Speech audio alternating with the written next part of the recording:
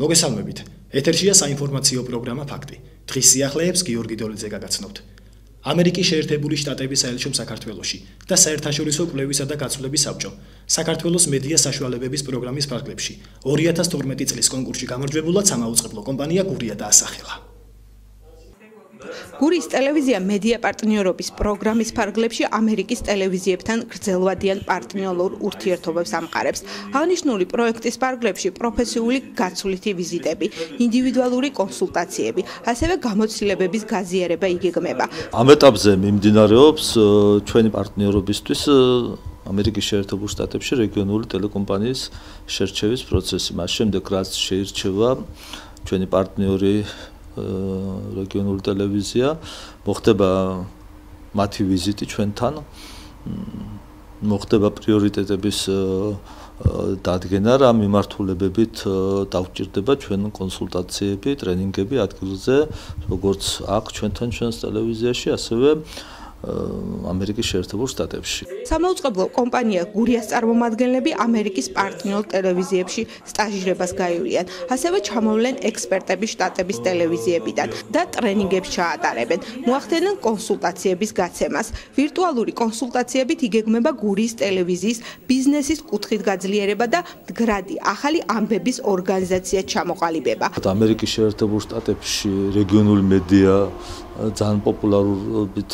სარგებლობს, პოპულარულია, განვითარებულია და მათი გამოცდილება ჩვენთვის მნიშვნელოვანია სხვადასხვა მიმართულებებზე, იქნება როგორც მენეჯმენტი, ასევე როგორ უნდა გაკეთდეს რეგიონში კარგი ახალი ამბები, როგორ უნდა ვიმუშაოთ ახალი მედიის მიმართულებით, რა გამოცდილება დაუგროვდათ მათ და რა შეიძლება გაკეთდეს ადგილზე იმისთვის, რომ ჩვენი ტელევიზია იყოს ისეთივე წარმატებული, როგორი წარმატებული ტელევიზიებიც არის მაგალითად ამერიკის შეერთებულ შტატებში. თვითონ ჩვენი პარტნიორები შტატებიდან ჩამოვლენ ადგილზე, შეისწავლიან რეგიონს, შეისწავლიან ჩვენს აუდიტორიას, შეისწავლიან იმ შესაძლებლობებს, რაც ჩვენ გვაქვს და ჩვენი შესაძლებლობებიდან, ჩვენი აუდიტორიიდან გამომდინარე გაგვიწევენ კონსულტაციას, თუ რა მიმართულებით გავაგრძელოთ ჩვენ მუშაობა და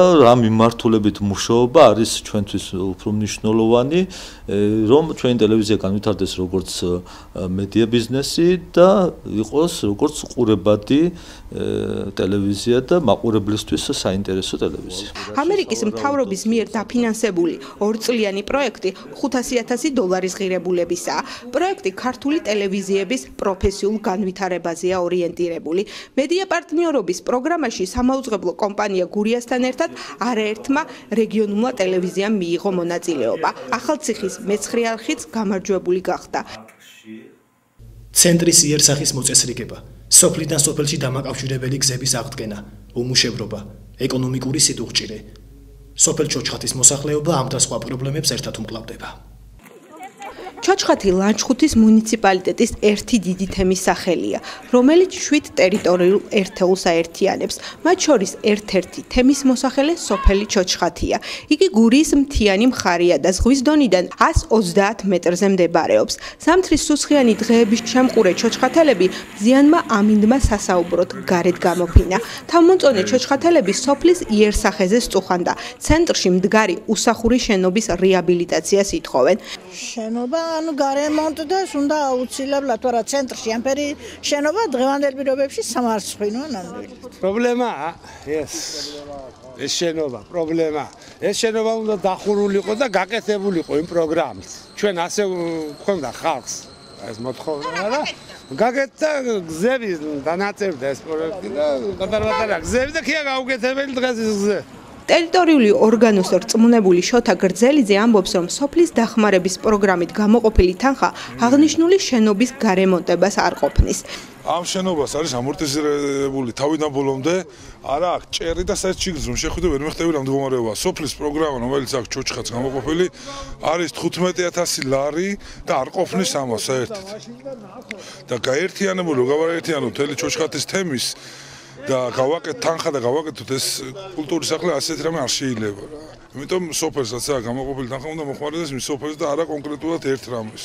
იქვე გრძელიძე სოფლის მხარდამჭერი პროგრამით განხორციელებულ სამუშაოებზე კონკრეტდება, რომელიც ჩოჩხათის თემის ტერიტორიაზე შარშან განხორციელდა. თემ შედის 7 სოფელი. 7 სოფელში გარკვეულად თანხები რაც გამოყოფილი ყველა გაკეთა ხელმოწერებით რომ ხალხს რაც სუნდოდა.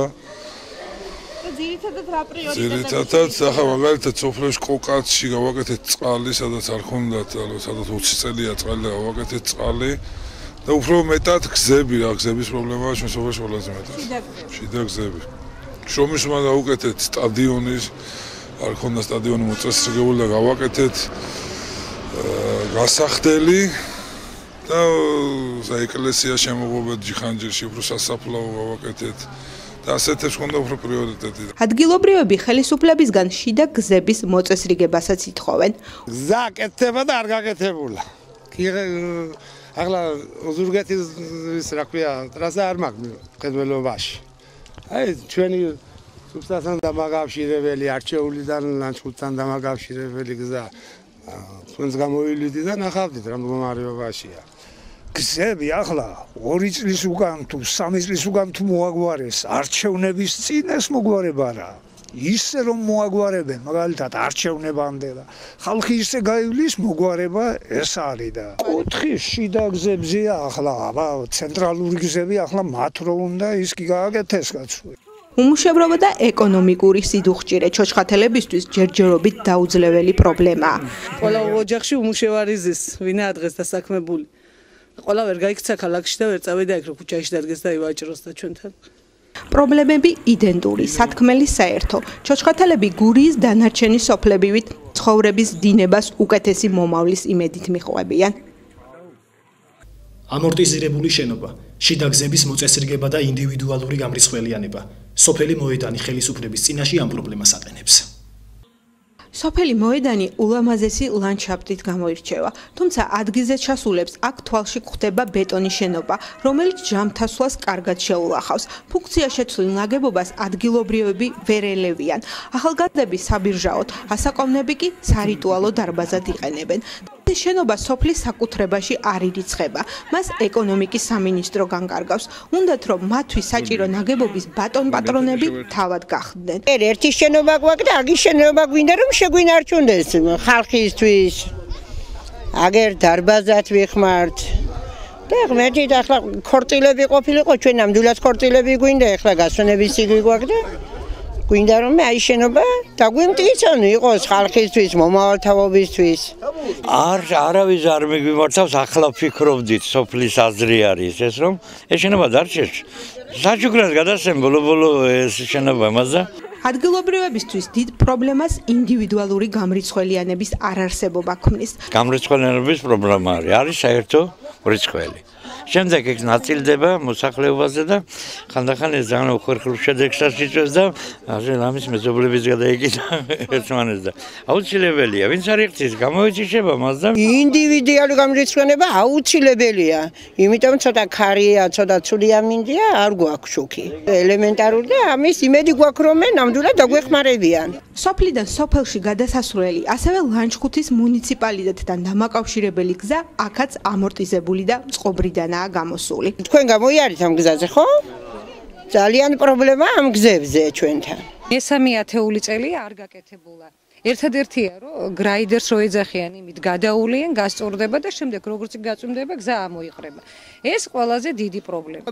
თუ ბევრი სოფელი მიგრაციაზე ჩივის, აქ ახალგაზრდების ნაკლებობა არ შეიმჩნევა, მაგრამ მათთვის სპორტულ გასართობის საშუალებები არ არსებობს. ახალგაზრდებს სპორტული დარბაზი არ აქვენ, სტადიონი არ აქვენ, არაფერი არ აქვენ. სტადიონი არ გვაქვს, ბავშვებს არ აქვენ, გასართობი ადგილი რა თქმა უნდა, პრობლემები ბევრია, მაგრამ ძირითადად აგი გვაქვს ახლა ჩვენ.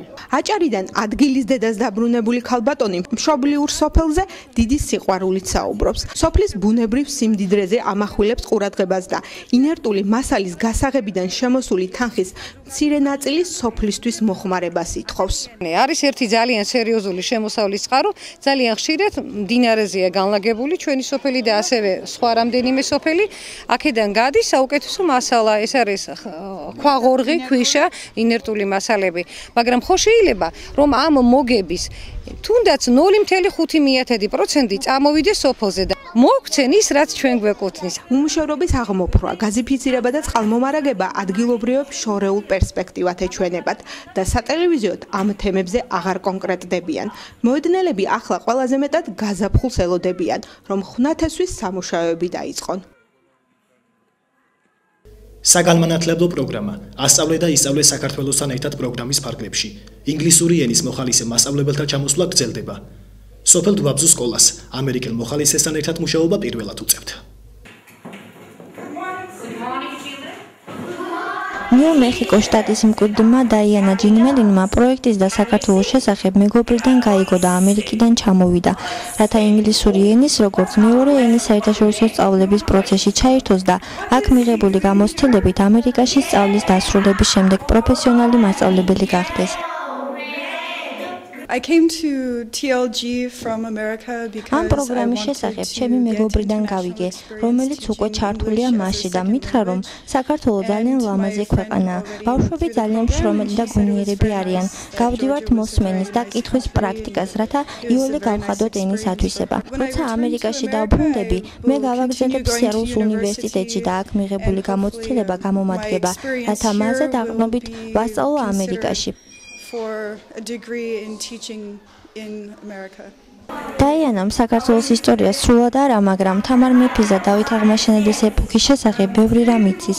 ქართულად საუბარი უჭირს, მაგრამ ეროვნული კერძების და სამზარეულო სიყვარულმა თულა წარმოსათქმელი სახელწოდებები დაამახსოვრებინა. What would you like me to try to say?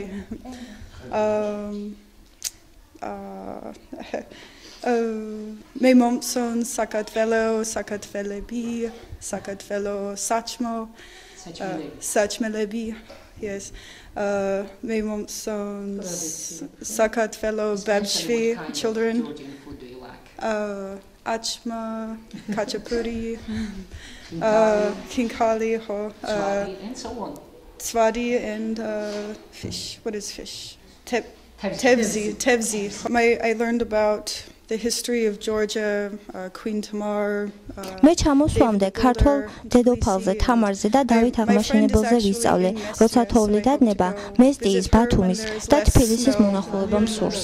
When there's less snow, because now there's a lot of snow. So in the springtime I აიანას მოგზაურობა უყვარს, სულ მალე ტურისტის ჩანდას აიღებს და საქართველოს კუთხეების დათვალიერებას დაიწყებს.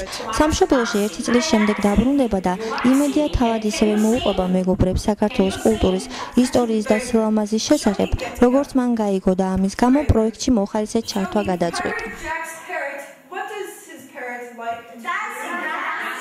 ეს გახდა ჩემხელარსებული ბოლო ინფორმაცია. მე საუკეთესო სურვილებით მომავალ შეხვედრამდე გემშვიდობებით. კარგად ბრძანდებოდეთ.